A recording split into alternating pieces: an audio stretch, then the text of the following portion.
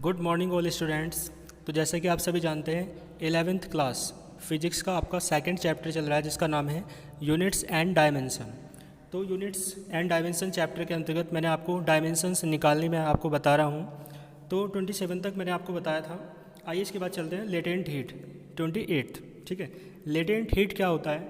यानी एक हीट की ऐसी फॉर्म है ये जिसके बारे में पता नहीं चलता है, जो कैसी रहती है, मिस्ट्रिकल तरीके से रहती है ना, छिपी हुई फॉर्म में रहती है।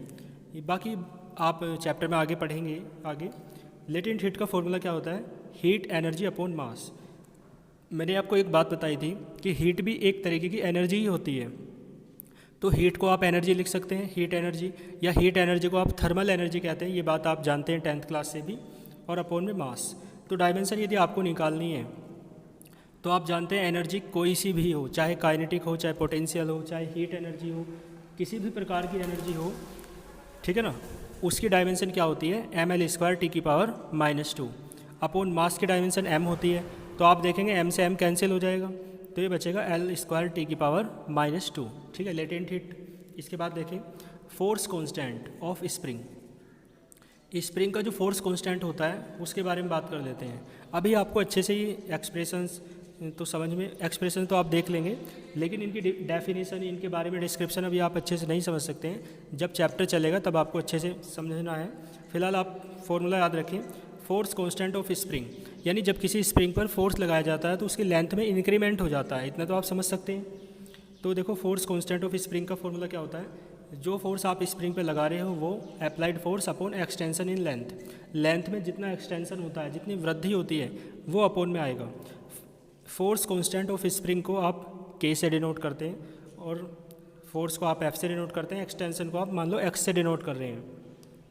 तो डायमेंशन आपको निकालनी है, तो आप देखोगे फोर्स की डायमेंशन आपको याद होनी चाहिए क्योंकि बार बार इसका यूज हो रहा है। आप देख सकते हैं mL/T⁻²।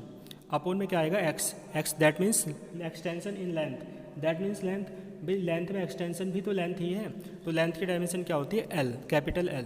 तो आप देखोगे L से L कैंसिल हो जाएगा, तो डायमेंशन आपकी कितनी बचेगी? m⁻²। ठीक है, इसके बाद देखें आप, इसके बाद है कोफिशेंट ऑफ इलास्टिसिटी। इलास्टिसिटी का कोफिशेंट आपको बताना है, देख लें आप। तो कोफिशेंट ऑफ इलास्टिसिटी फॉर्मूला आप याद रखेंगे, स्ट्रेस अपॉन स्ट्रेन। देखो स्ट्रेस क्या होता है, मैंने आपको इसकी डायमेंशन कराई थी। स्ट्रेस यानी एक तरीके का प्रेशर ही होता है। बाकी प्रेशर में और स्ट्रेस में क्या डिफरेंस होता है, जब चैप्टर आएगा आप इसे अच्छे से समझेंगे। तो कोफिशेंट ऑफ इलास्टिसिटी क्या होता है? Stress upon strain. स्ट्रेन भी आपको पता है, स्ट्रेन का फॉर्मूला क्या होता है? Change in length upon initial length.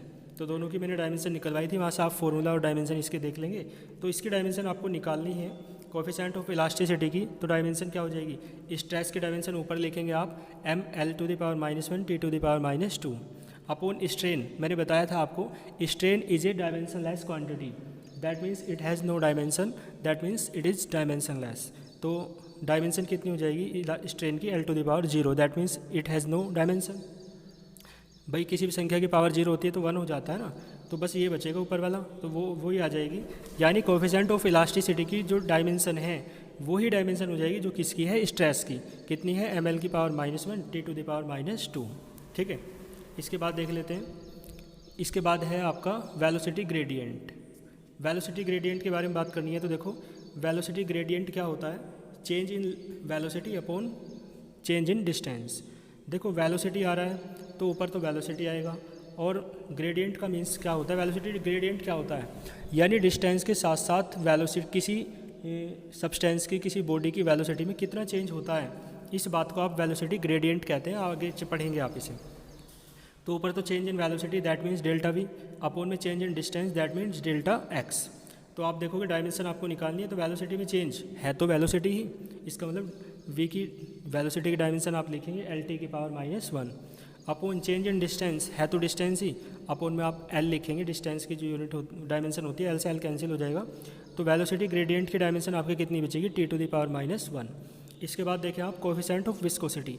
Coefficient of viscosity का फॉर्मूला याद रखेंगे, force upon area into velocity gradient.